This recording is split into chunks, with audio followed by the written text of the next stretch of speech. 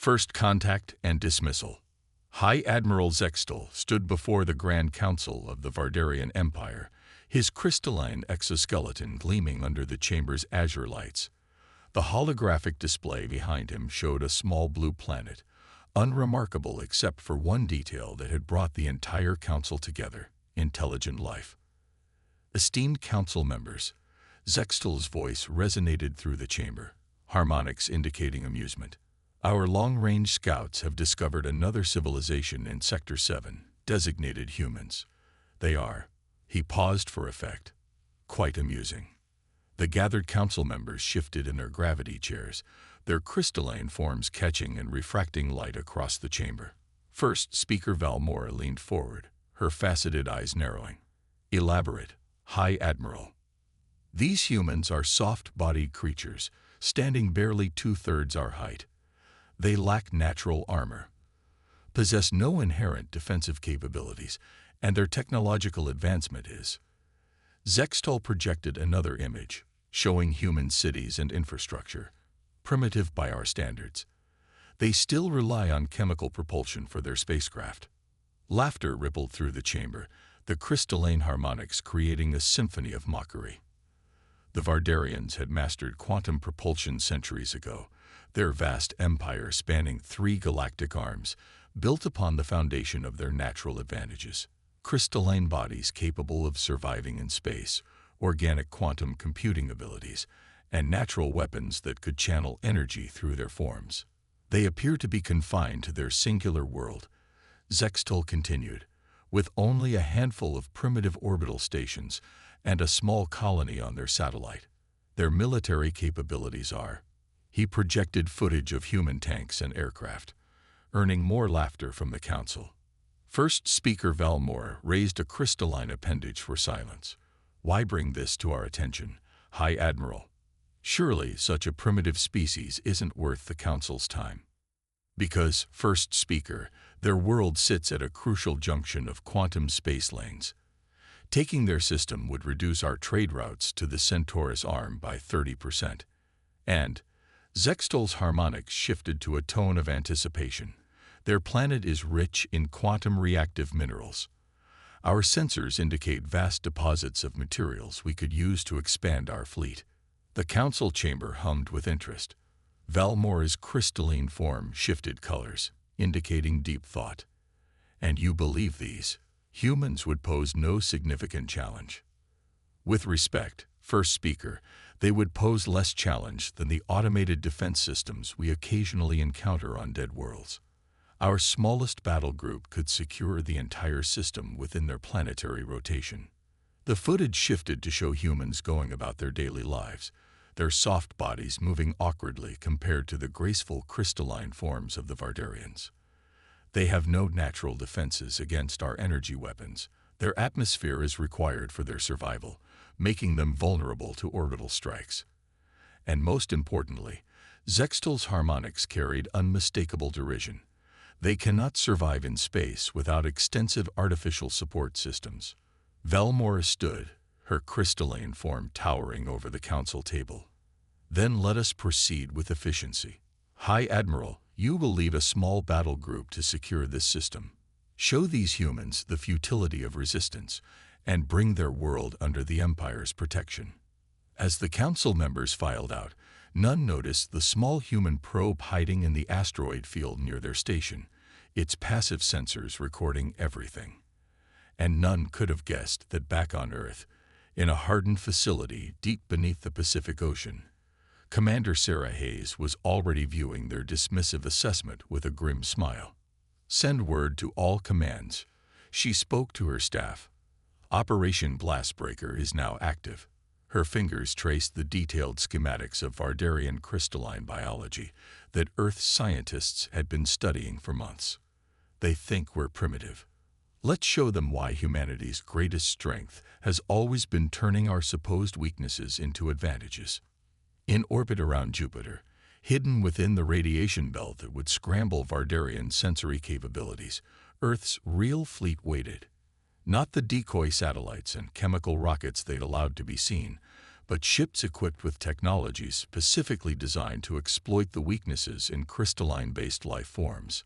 Weapons that the Vardarians, in their arrogance, couldn't imagine a primitive species developing. "Let them come," Hayes murmured, watching as more data streamed in from their hidden probes. "Let them think we're defenseless." After all, she smiled at the detailed analysis of how crystalline bodies shatter under specific resonance frequencies. The bigger they are, the harder they fall. The pieces were set. The Vardarians would come, expecting an easy conquest. They would find instead a species that had spent months preparing specifically for them, turning every perceived weakness into a carefully planned trap. Humanity was ready to teach the galaxy a lesson about underestimating the small and seemingly primitive. The game was about to begin, and only one side knew the real rules. The silent strategy. In the depths of the Cheyenne Mountain complex, Commander Sarah Hayes stood before a wall of holographic displays, each showing different aspects of Earth's defensive preparations. The room hummed with quiet intensity as analysts and military personnel worked at their stations, preparing for the coming storm. "Show me the Ganymede testing footage," Hayes ordered.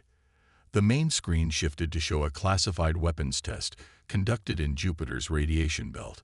A concentrated burst of sonic energy struck a captured piece of Vardarian technology, causing the crystalline structure to vibrate and then shatter spectacularly. Dr. Elena Rodriguez, Earth's leading xenobiologist, stepped forward.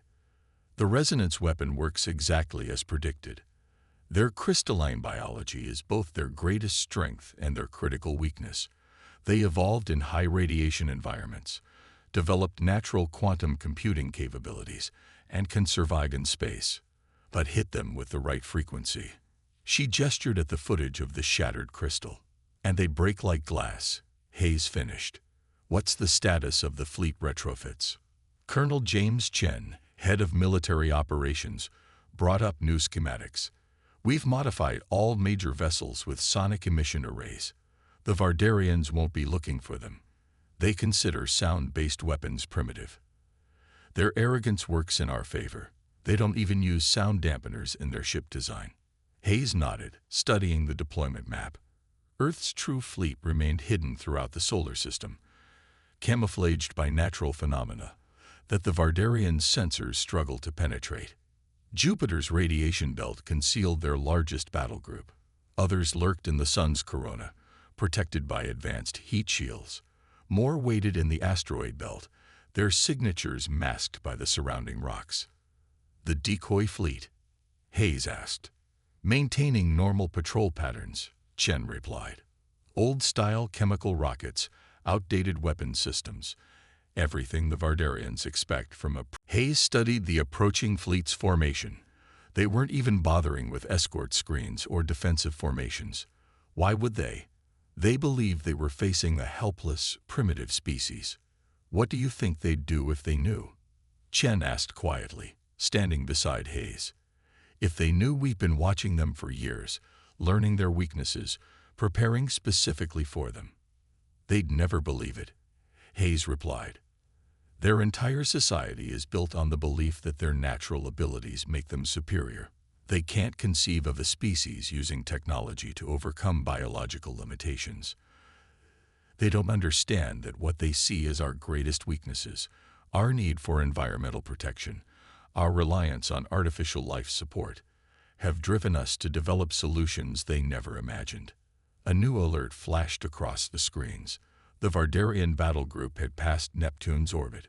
Soon, they would begin detecting the panicked communications Earth was broadcasting, the frightened reactions of a species discovering they weren't alone in the universe. "All teams, maintain emissions discipline," Hayes ordered. "Let them think their approach is undetected. Let them think their small battle group is overwhelming.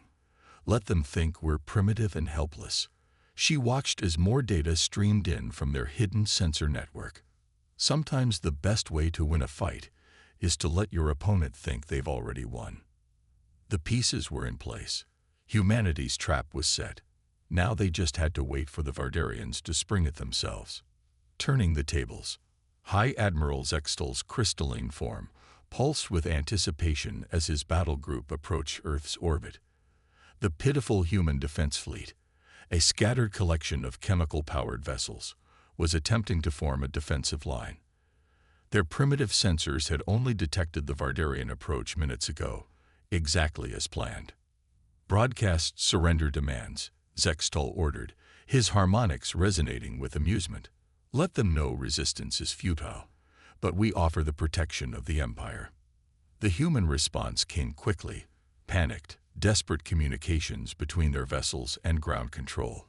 Exactly what one would expect from a primitive species facing superior technology.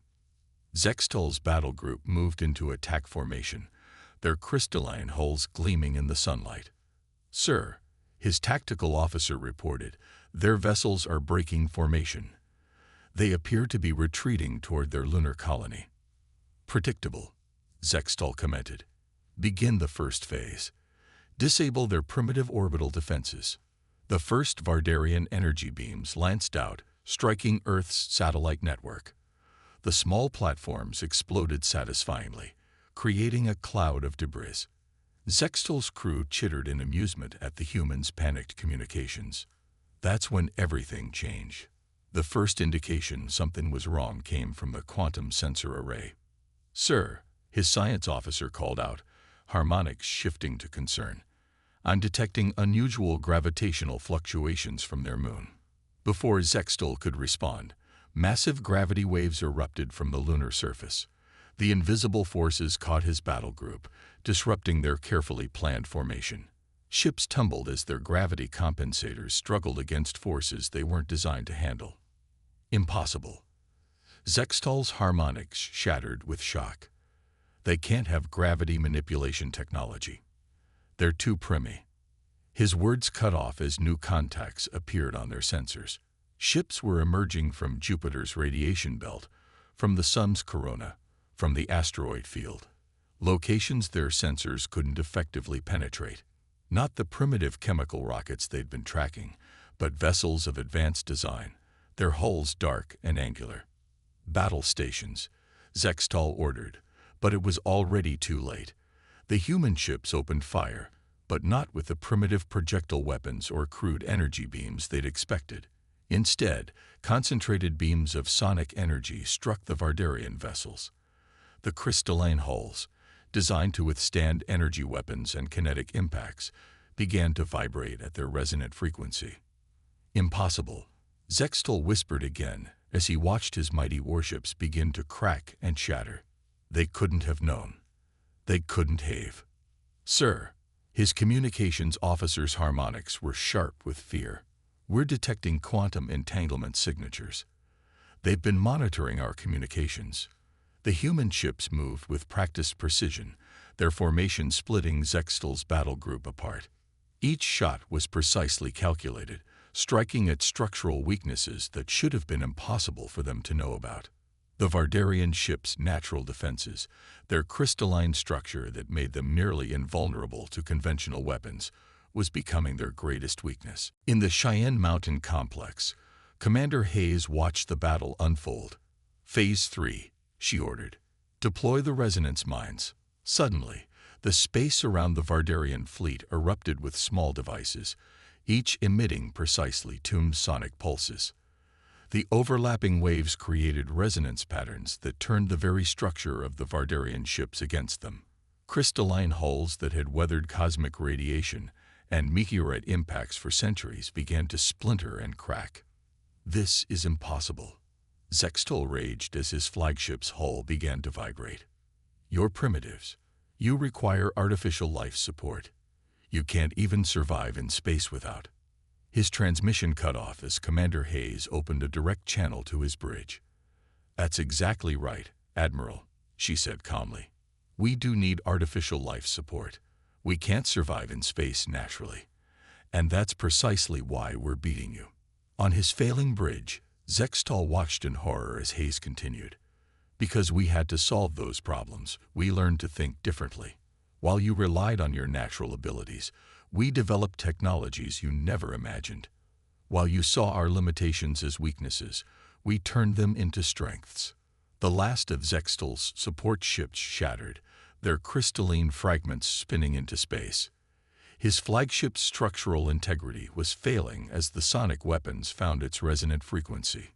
Humanity's greatest strength, Hayes concluded, has always been our ability to adapt, to overcome, to turn our very limitations into advantages. You thought our need for environmental protection made us weak. Instead, it drove us to develop technologies beyond your comprehension. As his bridge began to crack around him, Zextal finally understood. The humans hadn't been primitive at all. They had been watching, learning, and preparing. Every weakness the Vardarians had mocked had been turned into a carefully planned weapon. Every limitation they had dismissed had become a source of innovative solutions. The mighty Vardarian battle group, pride of the Empire, was about to learn the hardest lesson in the galaxy. Never mistake the need to overcome limitations for weakness. The network falls. The Vardarian High Council chamber, usually a place of ordered dignity, had descended into chaos. The crystalline forms of council members shifted through colors of distress and anger as they processed the impossible news. Their battle group, led by High Admiral Zextal, had been completely destroyed by the supposedly primitive humans. First Speaker Valmore's form pulsed with deep crimson hues. How did this happen? They were primitive. They required artificial survival systems. They couldn't even. They deceived us. Second Speaker Krelvin cut in, his harmonics sharp with rage. They allowed us to see what they wanted us to see, while we watched their chemical rockets and laughed. They studied us. They learned our weaknesses. The quantum communications network that connected the Vardarian Empire buzzed with urgent transmissions. The news was spreading. A small, supposedly primitive species had not only defeated but utterly destroyed a Vardarian battle group. Worse, they had done it by turning the Vardarians' natural advantages. Their crystalline biology, their ability to survive in space, into vulnerabilities. In the depths of Cheyenne Mountain, Commander Hayes and her team were monitoring these transmissions through their quantum entanglement network. Dr. Rodriguez analyzed the Vardarian communications with growing excitement. Their entire command structure is fragmenting, she reported. The defeat has shattered more than just their ships. It's shattered their entire worldview. Their society is built on the assumption of natural superiority. They can't process being outmaneuvered by a species they considered primitive. Hayes nodded, studying the tactical displays. And that's exactly why Phase 4 will work. Colonel Chen, are our infiltration teams in position? Chen brought up a new holographic display showing dozens of small stealth ships positioned near key Vardarian communications nodes, ready and waiting. The Vardarians are so focused on their major fleet movements that they haven't noticed our smaller ships slipping through their defense grid. Their arrogance blinds them again, Hayes observed. They're gathering their main fleet for a massive counterattack, exactly as we predicted. They can't conceive of any other response than overwhelming force. She turned to her communications officer. Begin Phase 4. Operation Echo Chamber. Throughout Vardarian space, carefully positioned human stealth ships activated their specialized electronic warfare systems. The Vardarians' quantum communications network, which they believed impossible to interfere with, began to fragment. Carefully crafted false signals mixed with real ones, spreading confusion and paranoia through the Empire. Some nodes reported massive human fleets approaching. Others showed devastating new weapons being deployed. Still others carried messages of supposed treachery and betrayal among Vardarian commanders. The Empire's greatest strength, their instantaneous quantum communications network, became a weapon turned against them. Their response fleet is splitting up, Chen reported with satisfaction. They're trying to respond to multiple threats that don't exist. Their command structure is paralyzed by conflicting information. In the council chamber, the chaos reached new heights as contradictory reports poured in. The humans are attacking the Centaurus arm, one report claimed. No, they're striking at our core worlds, claimed another. They've developed weapons that can shatter planets. They've infiltrated our central computer networks. First speaker Valmora struggled to maintain order, but the damage was done. The carefully structured hierarchy of the Vardarian Empire was unraveling. Every commander, every governor, every administrator was reacting to different threats, different information, different fears. "Don't you see what they're doing?" Krelvin suddenly shouted, his harmonics cutting through the chaos. "They're using our network against us. They're making us defeat ourselves." But it was too late. The Vardarian response fleet, which should have been an overwhelming force of retribution, had scattered across dozens of sectors, chasing phantom threats. Their command and control network, which should have coordinated their response, was instead spreading confusion and fear. Back in Cheyenne Mountain, Hayes watched the Empire's military response dissolve into chaos. They never understood, she mused to her staff. They thought their natural abilities made them superior, but those same abilities made them predictable.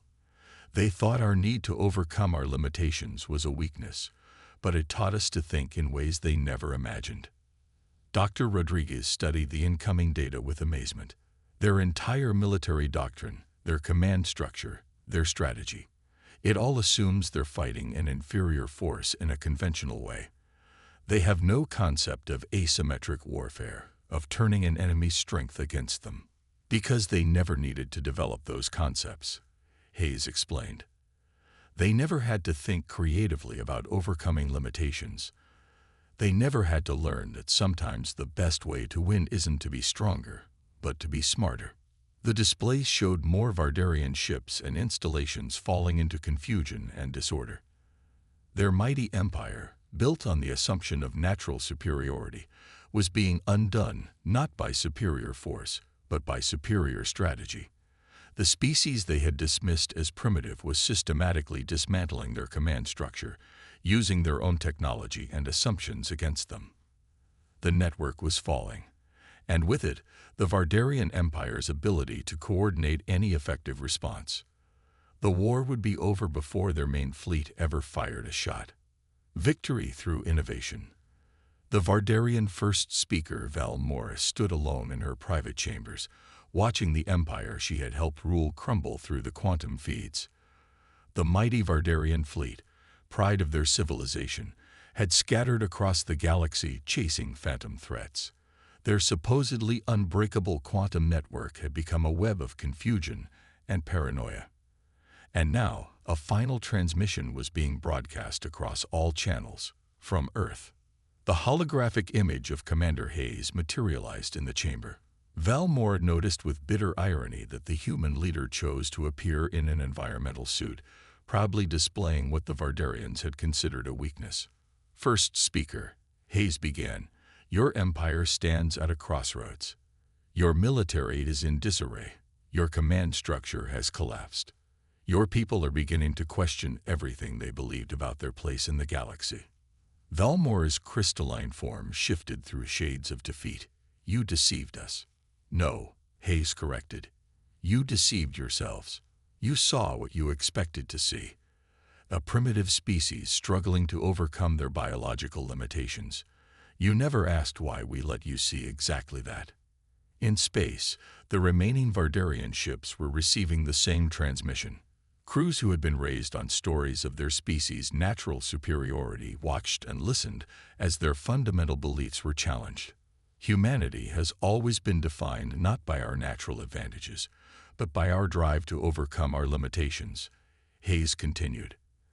Every challenge we faced became an opportunity for innovation. Every weakness became a source of strength. She gestured, and the transmission showed footage of human history.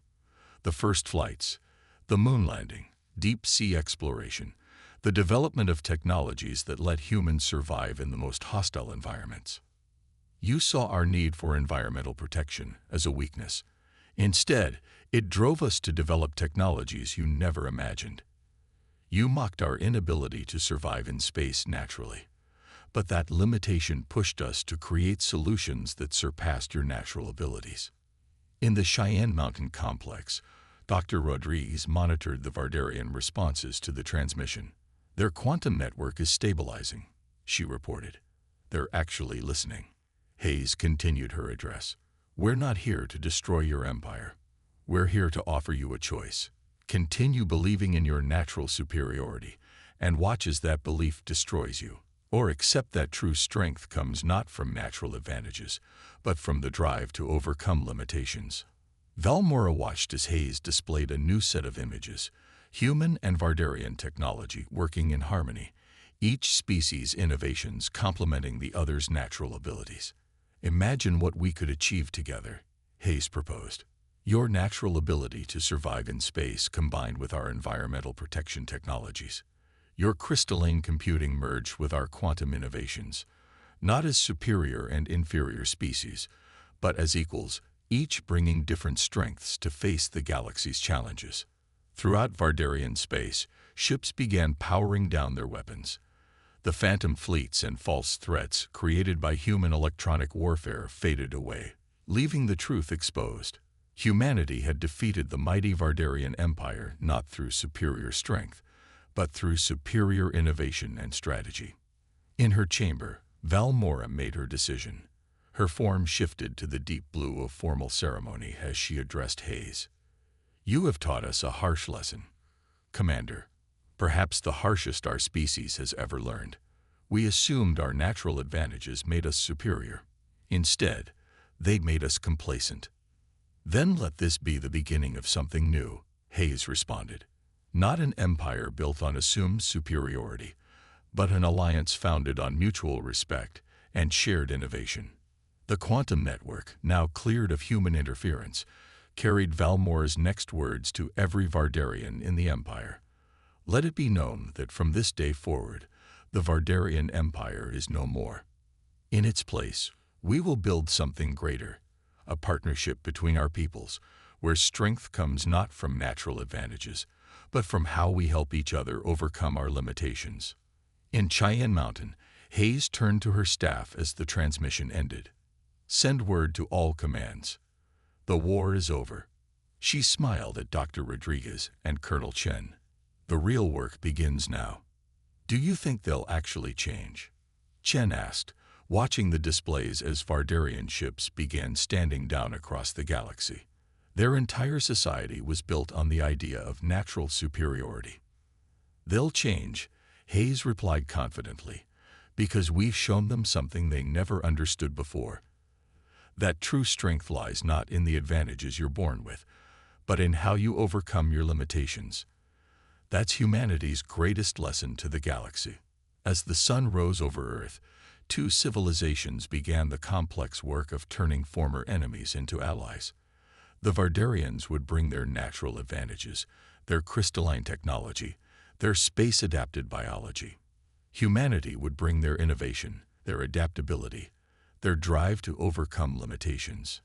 Together, they would prove that the greatest achievements come not from natural superiority, but from the combination of different strengths, working together to reach beyond their individual limitations towards something greater than either could achieve alone. The era of assumed superiority was over. The age of shared innovation had begun.